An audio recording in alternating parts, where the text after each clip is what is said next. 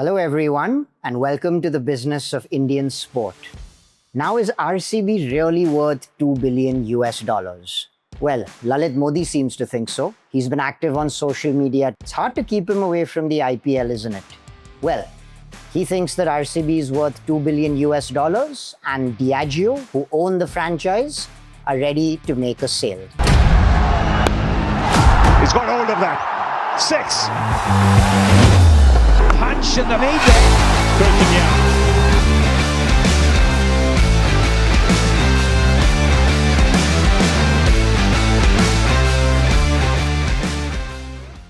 Now I'm wearing a very special RCB jersey. This is from IPL 2010 when I was an employee with the club. You'll notice all United Spirits Limited brands.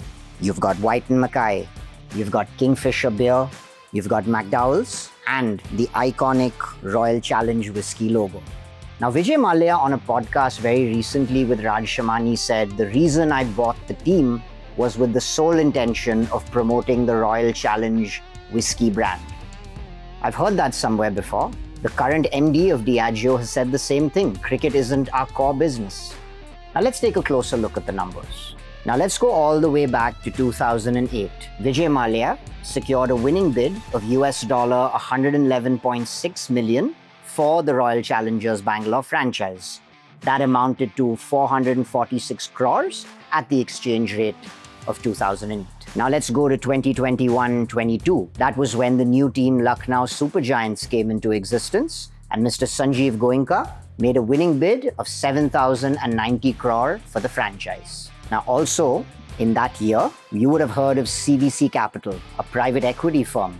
They won the rights for the Gujarat franchise at a staggering amount of 5,625 crore. And that was the first time we had a private equity firm own an entire franchise. Now, why is this important? Because very recently, a Gujarat business house, the Torrent Group, invested in the team. They bought 67% of the franchise at 5,025 crore, which took its valuation to 7,500 crore. Now, as per a report in Forbes magazine, every IPL team today is worth over $1 billion US dollars. That is fairly accurate if you go by the article. The Mumbai Indians are valued at 1.3 billion US dollars, and the Chennai Super Kings are valued at 1.1 billion US dollars. Now, let's get back to RCB. As I mentioned earlier, Vijay Mallya was the original buyer of the team in 2008. How did he purchase this team? He created an entity called the Royal Challengers Sports Pvt. Limited. This entity was a wholly owned subsidiary of United Spirits Limited. Now in 2014, 2015, around the time people would have read about Vijay Mallya's financial difficulties, and United Spirits Limited was sold to a British liquor company, Diageo. Diageo, by virtue of acquiring United Spirits Limited, managed to also acquire this wholly owned subsidiary of United Spirits, which was called Royal Challengers Sports Pvt. Limited. So Diageo did not enter India with the intention of buying a cricket team. They acquired United Spirits Limited, and as a result, they acquired the RCB cricket team, which was a wholly owned subsidiary of USL.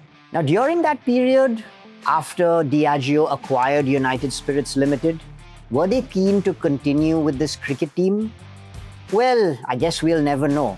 Although, there were news reports at the time that Mr. Parth Jindal, the owner of Bengaluru FC, the local football club, was keen on buying the RCB cricket team.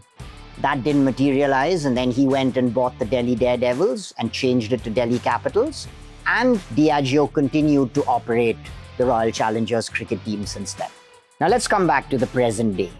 The new managing director of Diageo India, Mr. Praveen Someshwar, has been quoted in a recent media report saying, "The Royal Challengers Bangalore franchise is an exciting extension of the company's portfolio, but it is not the core part of its business." This clearly means that have Diageo been looking to sell this franchise for a while? Has it been a recent decision? Time will tell. But let me take a look at the numbers a bit more carefully. In the financial year ended March 31st, 2025, the total income of Royal Challengers Sports Pvt. Limited was 514 crore. And The franchise showed a profit of 140 crore. Very interesting.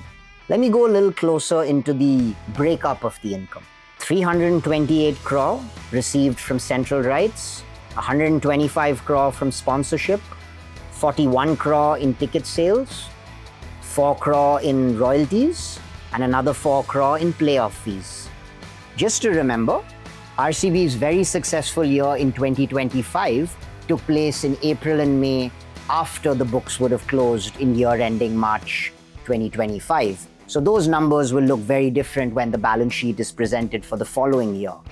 Still, now how is this valued at a massive jump at 17,000 crore?